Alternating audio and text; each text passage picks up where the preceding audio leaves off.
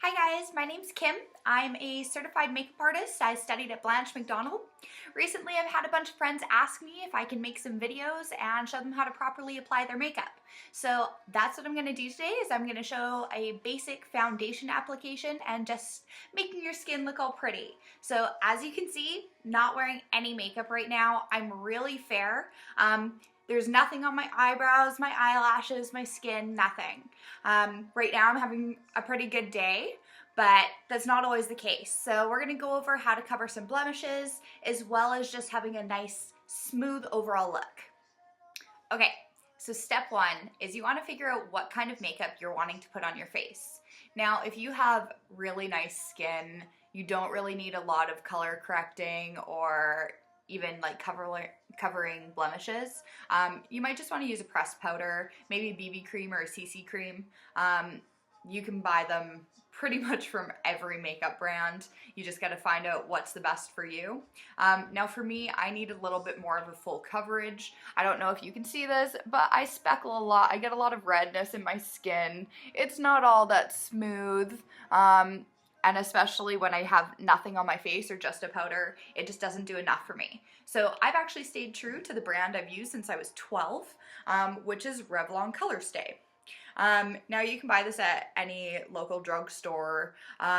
It works really well. It's a silicone-based foundation, and it just stays on really nicely, and it goes on smoothly. Now, because it is silicone-based, you do have to wash it off properly at the end of the day, otherwise you are going to have a higher chance of getting breakouts and blemishes. But for a affordable foundation, this is absolutely my favorite, and I would recommend it. So yeah, that's the one I use. So part two about choosing the right makeup for your skin is making sure you have the right color. Now I've seen this time and time again where people either go too light or too dark and it just doesn't look natural. If you go too light, you tend to look chalky. If you go too dark, you tend to look like you're trying to be on Jersey Shore, and you just don't win. So go and find the right color for your skin tone. Usually at the store that you buy your makeup from, there will be someone that can help you. If you need help, just go and say, hey, can you help me out? I am not quite sure which color's right for me. And they're gonna help you test it on your skin to make sure that it does actually match. A way you can do this is testing it against your neck or the back of your hand.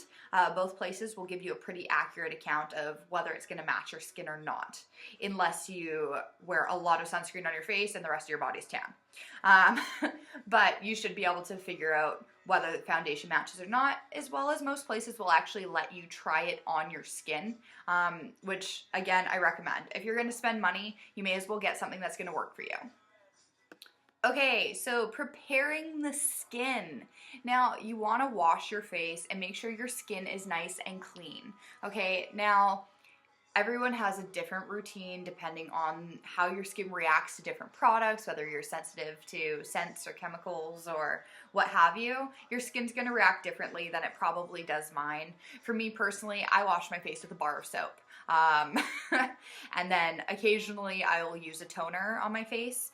Something I can recommend for you if you want something just light to take away the oil on your face is to use a micellar water. Now I just have a little tester sample of the Biotherm micellar water.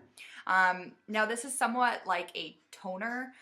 It's gonna take away any impurities on your skin as well as just wipe away any of the oil. You just put that on a little cotton pad, wipe your skin with it, and it's gonna do the trick to prepare your skin to have a full makeup application. Another thing you might wanna do is if you do have dry skin, just using a little bit of moisturizer on your skin is gonna really help to make everything go nice and smooth. You're not gonna have makeup stopping darker on other areas because if your skin's drier, you're gonna notice that the makeup application is just a little different. Now, again, with moisturizers, it really depends on your skin. A nice one I like using is the La Roche-Posay. There it is right there. It is the Hydrophase Intense Serum. It's really, really like non-oily. So you just put like a tiny bit. It's like a gel. It goes a long way, so I can just rub that on my hands. and rub that over my face and just make sure it's on everywhere. I tend to get dry patches on my cheeks.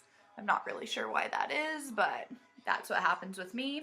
And just having that little extra bit of moisture really does the trick for me.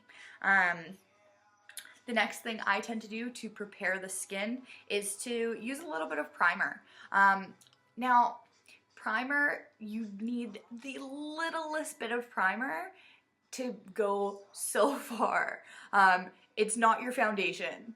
Let me stress that again. It is not your foundation. You just need a tiny, tiny, tiny little bit, and it just helps your application go on nice and smooth and spreads everything out really nice and evenly. The one I'm going to use today is from RoC. It's called Sublime Energy. I don't know if you can see that. There you go. And it's a skin smoothing anti-age primer. Not that I really need it for the anti-age qualities just yet, but it is just a really nice primer. It actually comes out gray. Now, this isn't something that should scare you. It's not going to make your skin look gray. It just is, unfortunately, that beautiful color. So I'm just going to spread it on my fingertips, and I'm just going to smooth it along my skin.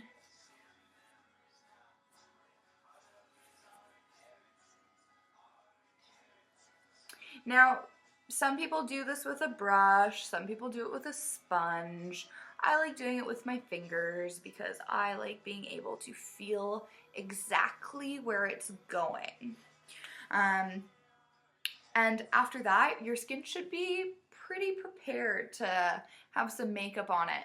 So if that's not the case, then there might be extra steps you need to take, different things you need to do in cleaning your face or moisturizing your face depending on your skin tone. So do what's best for you, but those are the things I would recommend, is to do a cleansing, a moisturizer, and using a little bit of primer, and that's going to get you ready to go.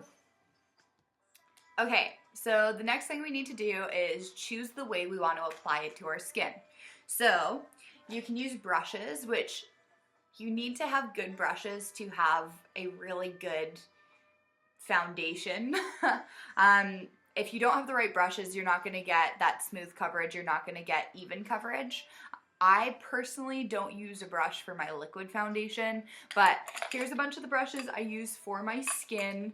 They're all different. I don't have a favorite brand of makeup brush. I pick and choose from a bunch of different ones, and I have my favorite for each step that I do every single day. My favorite way of applying my liquid foundation is actually using a makeup sponge, which my makeup sponges come in blocks, which you can just pull one off, and I only need one. So the next thing I would do, I also have a big old bag of them, but the next thing I would do is just open my foundation and get ready to apply.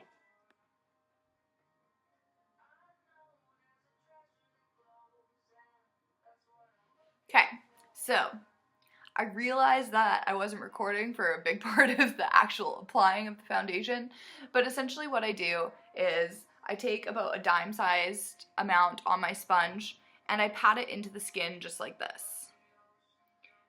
And I just make sure that it's all covered and it's all blended in.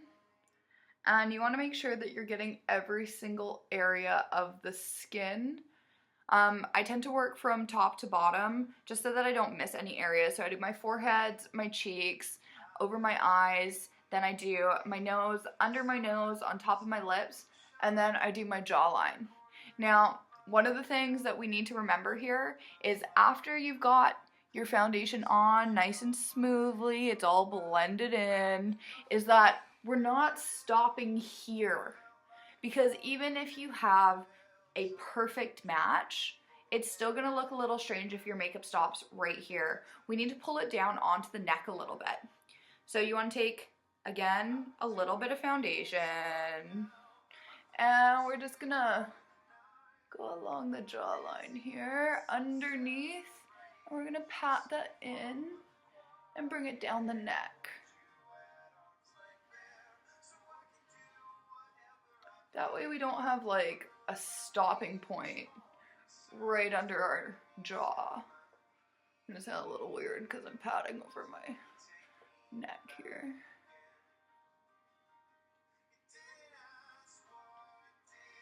And I tend to just keep going until it's blended down into my neck.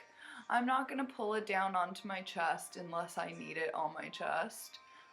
So I tend to just go down onto the neck until the makeup runs out and it has a smooth blend. I'm not gonna stop it if there's a line, but again, I'm just patting it into the skin so that I'm not having big smear marks all through my face. Ta-da! There's my liquid foundation. Okay, so depending on you, some people have really dark under eye circles and some people don't. I have okay ones, but usually my foundation will cover most of them. I use a few different types of concealers depending on your preference. I have one from Evelyn Iona, which is just a little pot concealer, which show you that. Just that. And you would apply that with a brush. Or I also have a stick concealer, which is actually, it's two-tone, so it comes darker and lighter. I need the lighter. I don't really use the darker that often unless I have another blemish on my face, which in that case I would use a green concealer to cover my blemish, and then I'd put a regular colored concealer over it and cover it with my foundation. Today I'm just actually gonna use my stick concealer just to show you a really quick fix under the eyes. Now a lot of people will go and do one of these fun guys and then try to blend it in from there. This is actually not the right way to apply it because it's going to actually sink in a weird pattern and it's not going to blend in with the rest of your skin. You're actually wanting to kind of go, make yourself kind of look like a clown and do more of a triangle. Then you're going to use your sponge and you're gonna blend that down into the cheek so that you don't have that sunken look where the color is completely different in two different areas. Alright. Do the same thing over here. But with this one, it looks, you can see the difference in here. Where this one kind of just blends right into the cheek, you can see more of the circle there that shows that I've been covering it, which essentially you want it to look like you didn't have to do any extra work. It was just wonderful the entire time, where this one is a little different, so I'm actually just gonna fix that one and bring that down into the cheek just a little bit more so we can blend that in.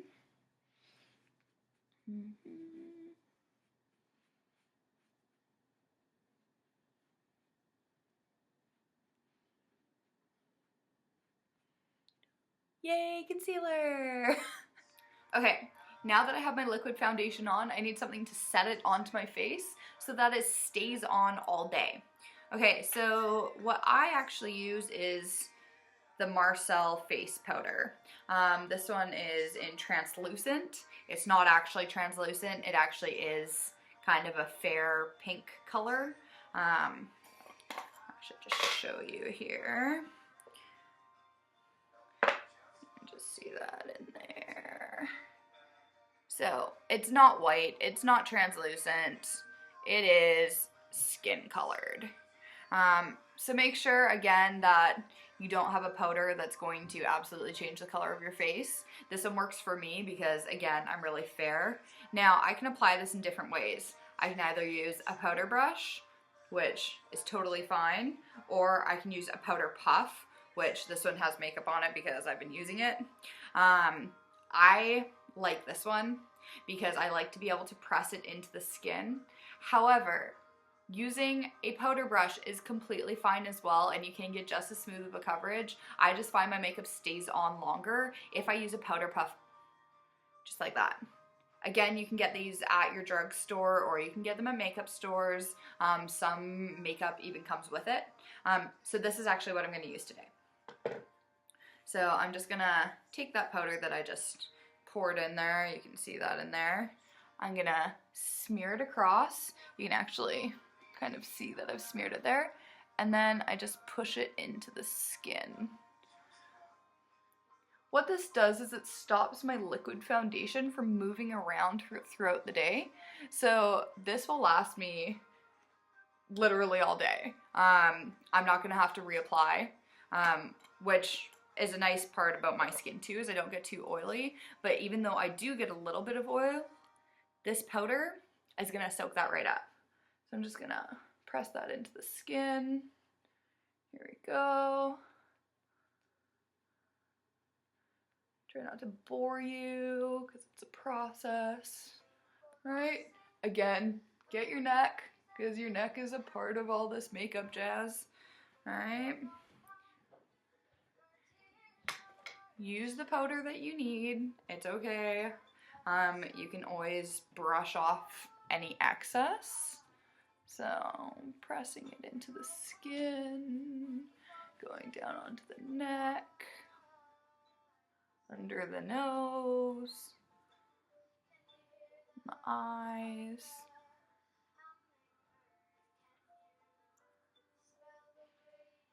And there we go. We've got a pressed powder on top of my foundation. So it's not gonna come off, like I can go like that and I don't have a bunch of makeup on my hands. If you feel like you do have a little bit of excess powder, use your powder brush and just flick it off. Because if it is extra powder, it will stick to your brush. Ta-da! And you're not gonna see all my pink speckly skin anymore, which is my favorite part about foundation, is I don't have to show you how pale and pink I am at the same time. So that's how you would apply your liquid foundation, and just setting it with a powder. Well, there you have it. That's a basic foundation application, and you've learned how to apply a liquid foundation as well as set it, cover those eye bags, and a little tip on how to cover blemishes. Now if you want to see more, I'm gonna post another video about contouring and just showing you how to make those cheekbones stand out and just really do those final touches to your face. But for now, it's goodbye. Thanks for watching.